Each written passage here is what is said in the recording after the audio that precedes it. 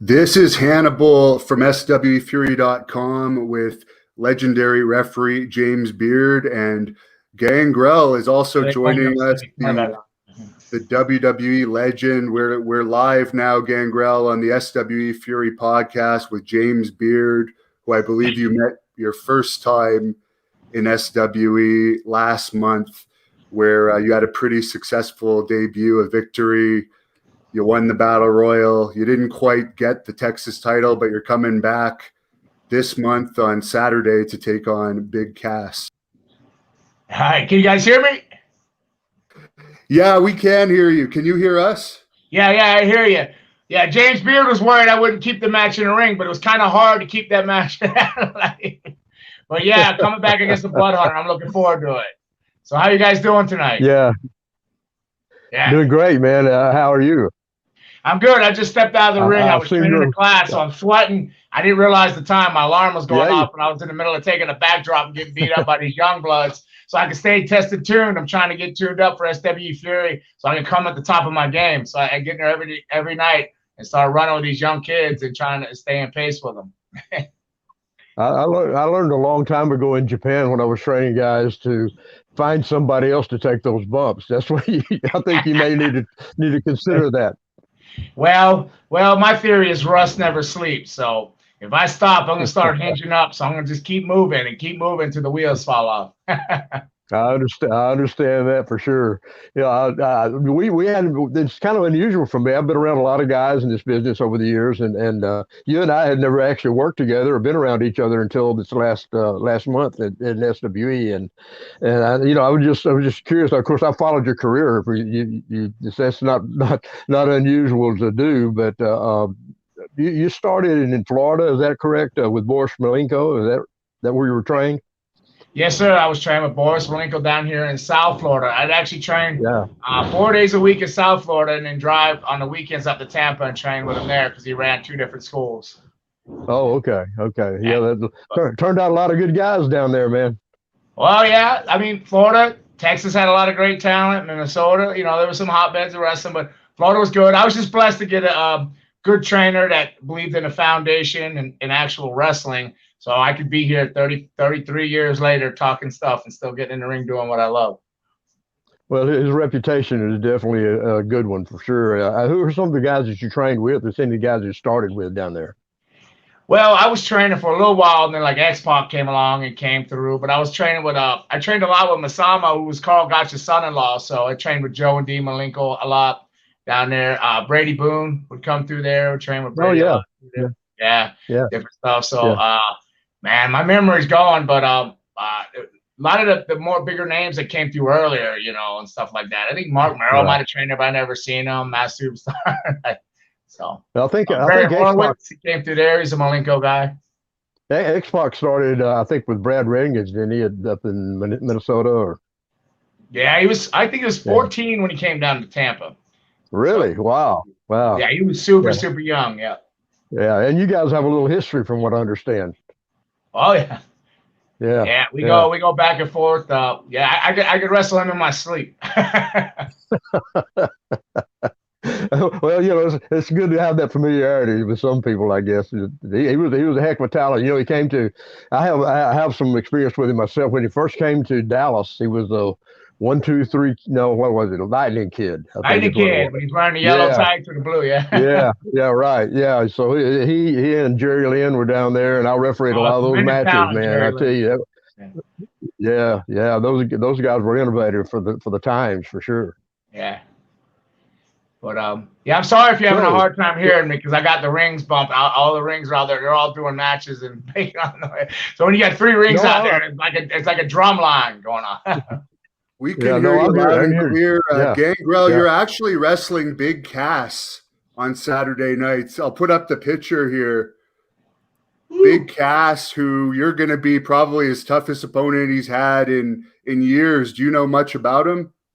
I traveled with him a couple of weekends one time. I was with him right before he had that episode of stuff with the health collapse and everything. I was on that show at ECW Arena. And so that was the last time I seen him until I saw him in Texas at SWE Fury the last time.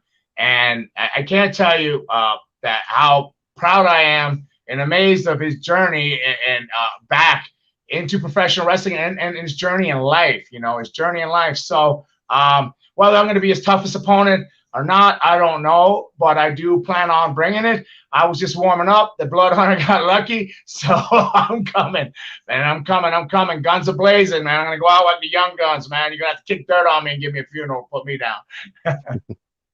Cool.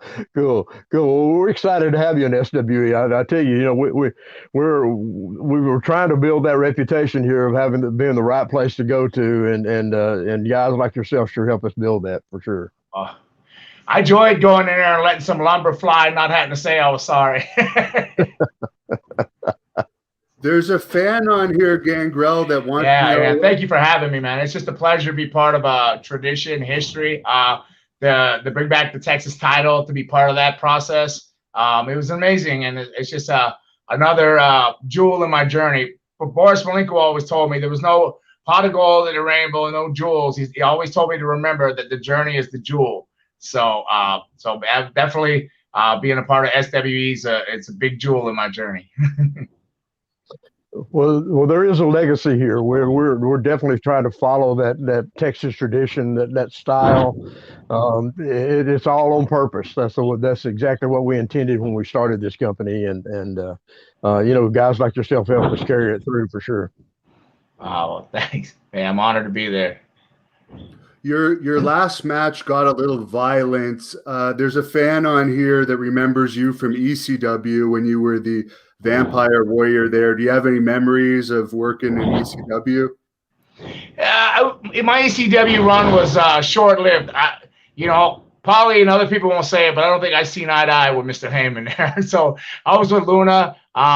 We were kind of on the outs at the time. We're back and forth. We actually separated just after the stuff at ECW. So I came in there with a chip on the shoulder, and I came in and I kind of stood up in the whole locker room and said, if anybody's got a problem with me, I'm standing here. Luna says you can't do that. So I didn't expect it to be an easy journey, but I guess my most memorable time would have been, it was just the one match I had with Dreamer, because people talk about it all the time, going, oh, feud of the year. I go, it was only one match. He didn't work me after that anymore till recently, like a year ago, when he waited till I was in my 50s. Wait until you have an advantage. That's what you do in this business. Yeah, I enjoy it, to be honest. I love like Japan and stuff like that. So when I got in there with the Blood Hunter, he was a big guy, solid. I just prefer that. You just go in there and just go.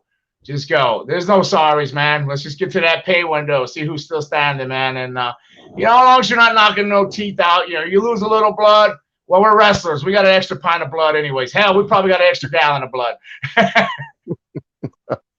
That's a good attitude to have, I tell you, especially when you're wrestling guys like Blood Hunter and the guys like Charlie Haas. Have you ever had any experience with Charlie Haas, by the way? Yeah, I've been around his brothers and stuff. I never worked him, but I got to tell you, I was like, when I saw the match announcements and stuff, and they said it was Big Cass, I was going, all right, I think I got some fuel. I'm gonna bring in a big cast, but Charlie, he's on another level right now, man. He might be peaking. He's that chip on his shoulder, that intensity, the stuff I see him bringing.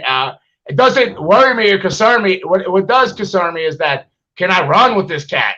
Could I run with him when I get in there? Can I run? Because he is on another level right now, and he might be the best I've ever seen him.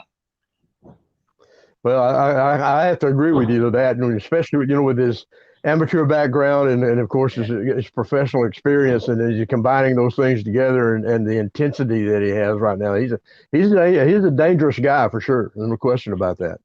Speaking of amateur backgrounds, I don't know who the Blood Hunter is, but I'm feeling that he's got some kind of grappling background, because I went for an armbar. He rolled around and cradled me up. It pretty much ended that match right there. I was fighting for my life to come out in that pin. Man.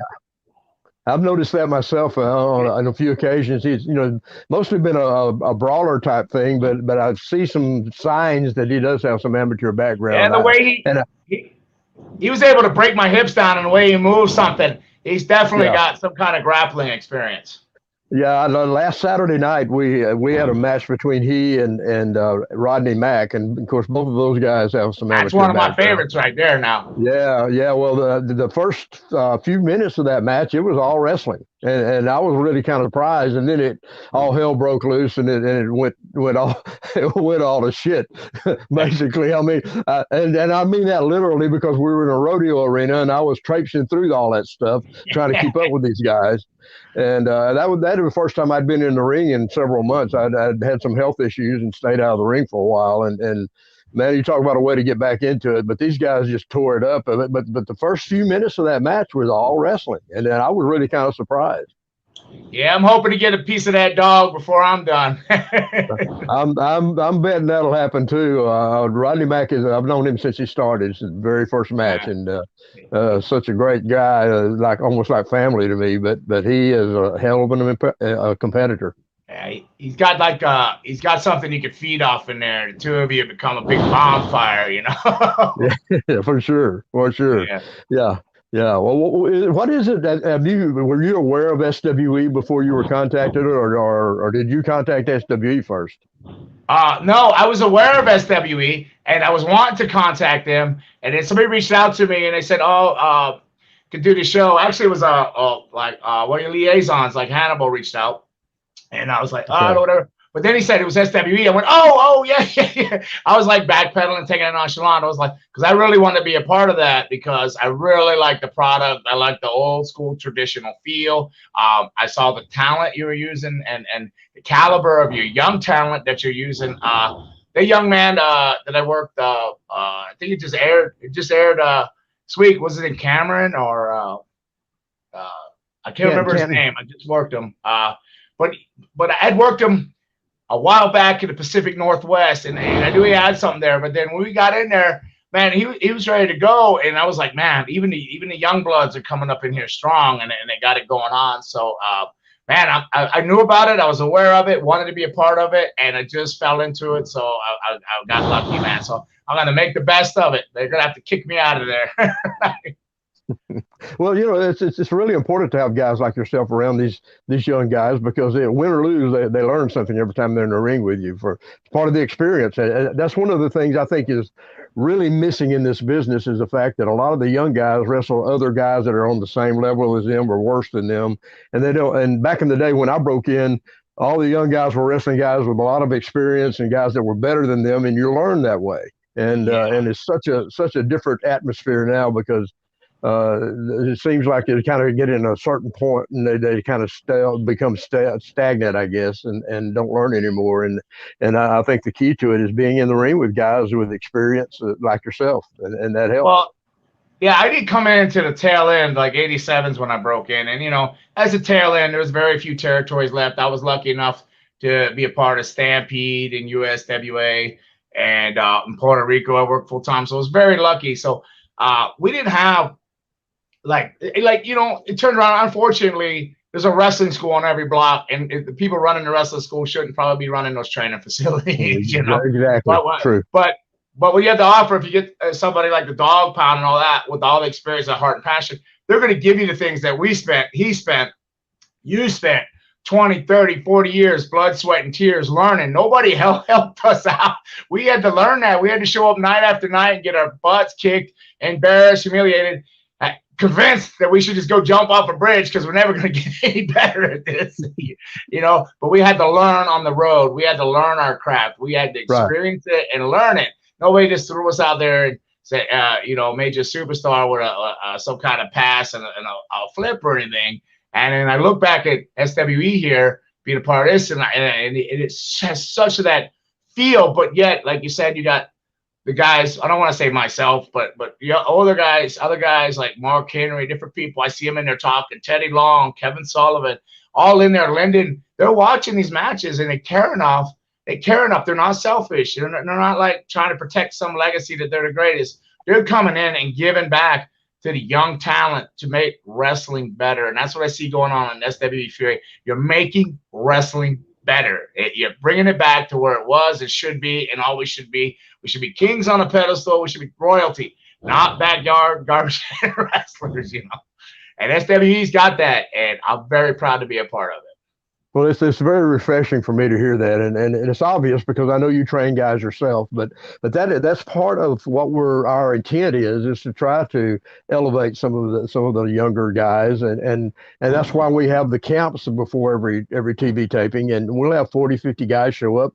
For some of them never done anything in wrestling. Some of them haven't even locked up, don't know a thing. And well, I'm hoping I'm invited because I come in on a Friday night this time. Last time I flew right into the show and hustled, so I'm hoping to get in there and watch that camp experience, because every match I still learn something. Every night when I train these students, I still learn something. Absolutely. I'm the same way, after almost 40 years in this business, and I still learn things every time. And if you don't, I guess you just might as well quit. But if you're here, we'll absolutely take advantage of your experience on that Saturday morning. I'll be there sneaking in one way or another, hiding or something. I definitely would like to be a part of it. Good. Well, I'm sure that'll get some of those guys excited about coming too. And we like that because it gives other perspectives. We're not trying to take the place of their everyday training, but we are trying to give them another perspective and some ideas about how things should be done and the way we see them. And the truth is most of us that work in SWE have basically the same philosophy for this business. And I can tell by talking to you, it's the same thing with you. It's about doing it the right way. Yeah, you get a great foundation. Foundation's anything. You lay the cement, you have a great foundation. You could put any roof on that structure you want. It can hold a tile roof, a flash roof. So if you want to be a high flyer, you want to be this and that, but you got to have a foundation. You got to understand pro wrestling. You got to understand why you're doing it, what you're doing, when you do it, why and when to do it. There's so much more to it. They just get out there and start running, and so yeah, it's very important to have places and like the dog pound different things to teach these young guys, and then they got to be, and then what I've noticed about SW is you have the young talent there wants to learn, right? They're not coming in going, yeah, I know. Because if they know, you wouldn't be saying nothing, but it's nothing worse than to be like lending advice and they go, I know. You go, no, you don't know. So I'm very excited to be a part of it and to be there and thank everybody for taking a chance on an old man like me and coming in there like that too. So and I had a blast. There's some fans that are asking what you think about Edge having a big comeback now in WWE, and then Christian, your other Brood member, recently signed with AEW. Christian with AEW, I don't know. I'm super, super proud of Edge. I can tell you that. I watched the hard work. I haven't seen any of Christian stuff, but I know that Christian's like he gets underrated because he can put a match together with anybody and still get all his crap in somehow. But he can really put a tremendous match together. But Edge, man, he's a great human being. At least to me, he was. I mean, he's the kind of guy. If I write him, he writes me back in 3 minutes. It doesn't matter what time of night or what it is. He's a tremendous guy. But he's obviously put some work in, and to get in there with the younger generation. Granted, he was with Daniel Bryan and Roman Reigns, who both. But traditionally, they've come a path. I worked Daniel Bryan when he was the American Dragon over in England a lot. And he's come such a long way. And things have, it's a different cycle now than it was in our days. But I believe everything's going to circle back around. But him going in there and performing up to that level, from what I saw, I'm super proud of him. And, I wish him all the best. Now, you were also with Viscera in JBL's cabinet. James is good friends with JBL here. There's a lot of fans here that want to know your thoughts on Viscera's passing and working with him. Viscera, we always got along good. We did that as a tag team. We only did like one. It was a handicap match against The Undertaker when they brought us back in. But I was very sad of his passing. Unfortunately, I don't know. Probably more than likely his size and everything. Probably, you can't be a big man and not take a toll on your body at some point, especially when you're traveling on the road full time and working day in and day out and stuff like that. So, but I've worked him a lot. I've been opposite of him in the ring. And when I first worked him, when he was been on a mission, I'll be honest, it was a rough road. He'd walk away dinged up and stuff. But later on, he came around and he found it his own, and he became a pretty good big man. Yeah. And at JBL, he's tremendous. I used to love working him. Everybody, they were always afraid, like, oh, he's gonna take my head off. I don't think he ever did. I think if you just knew how to work, you'd be all right. Exactly, you know, he brings it, you bump, you get up, you do it again. Well, tell him I said hello, though. I follow him a lot on Instagram. He always seems like he's doing great humanitarian work and stuff like that, going around the world. And I hope to be able to give back to the world in some kind of way like that sometime in my life. Yeah, I'm proud of John. He's done a lot of good things since he's retired from the ring, and he's been a good friend for a long time. I heard from him the other night the other day on the way back from Belton, and he was giving Charlie Haas a hard time. So we have a good time with each other. Oh, that's good. You know, if you can't have fun and have some laughs and you know, share some memory or have some kind of bond in this thing, I don't know why you even do it. There's a lot of people that are asking about your ring entrance. Some people are saying it was the best ever. Is that my stuff, Matt? We're going. So everything's good. So I'm looking forward to getting there this weekend, and yeah, I'm looking forward to being part of that camp if I can. Thank you if I'm invited. Thank you, and definitely. Do you want to tell people about your camp? Lost for a minute or something? I guess that there we go. There's old Hannibal. Do you want to tell people about your camp before you get off, where people can join your school and where it's located and how they can contact you? My school, it's here. Like, actually, I can't remember. We just moved. It's in Dania Beach, Florida. I mean, you can go on Gangrel's Wrestling Asylum. What do you got right here? It's 1930 Tiger Tail. Yeah, I'll move it over to the center. You can see that there. But we're just in Fort Lauderdale. We're a suburb of Fort Lauderdale. You can see the runway to the Fort Lauderdale International Airport. So we're down here. You can check us out on Facebook or gwaflorida.com, and you can find everything you need to find.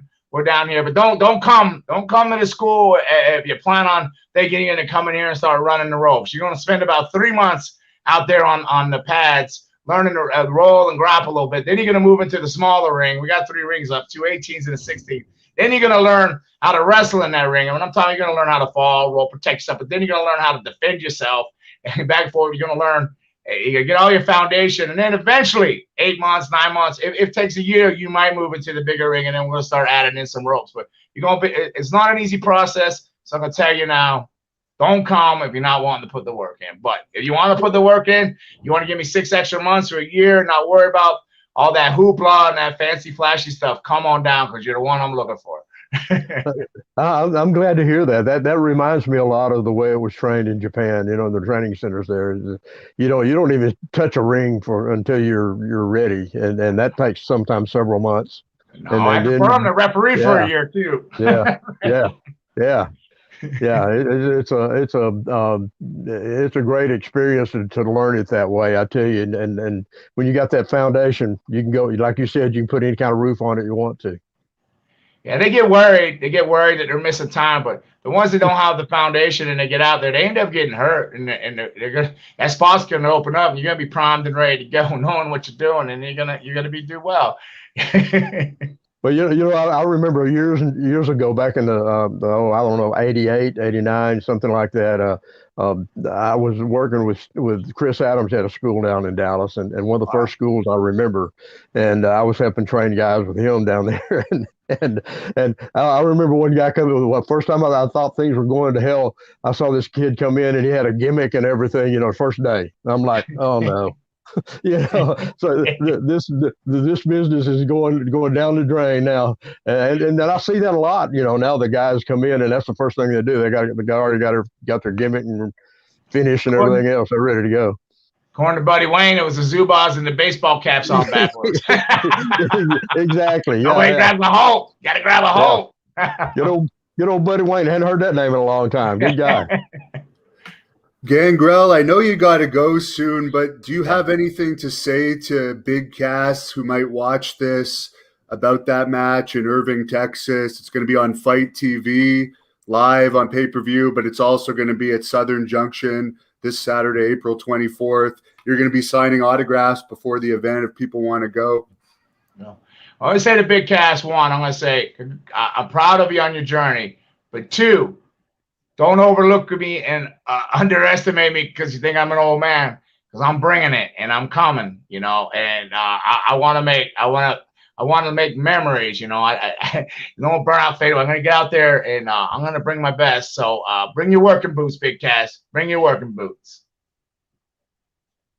Well, we're proud to have you there in SWE, and I'm looking forward to Saturday night. I think that should be a tremendous competition right there with you guys. I mean, with your experience, Kaz's size, and you know, he's pretty athletic for a big guy too. But oh yeah, but I'm looking forward to it. You know, I tell you what, really a pleasure to have guys like yourself in SWE Fury. Well, it's a pleasure to be there and an honor to be a part of that. And you guys, you know, SWE Fury, you're bringing it back around, and you're making memories and you're making history yourself. So you brought the Texas title, but you're doing great things, and you bring people in. Mark Henry's a part of stuff where he's working with the community and the youth centers. Charlie Haas doing the same thing. I know he goes out there and he rants and he raves, but he is doing amazing stuff that I see in the community when I follow stuff on here. So I'm very proud to be part of an organization like that, and I thank you for letting me in your doors and trusting me to be there. Absolutely, thank you so much, and we will see you Saturday night. Yes, sir. Well, that was very interesting. Great to have a legend like Gangrel part of SWE Fury.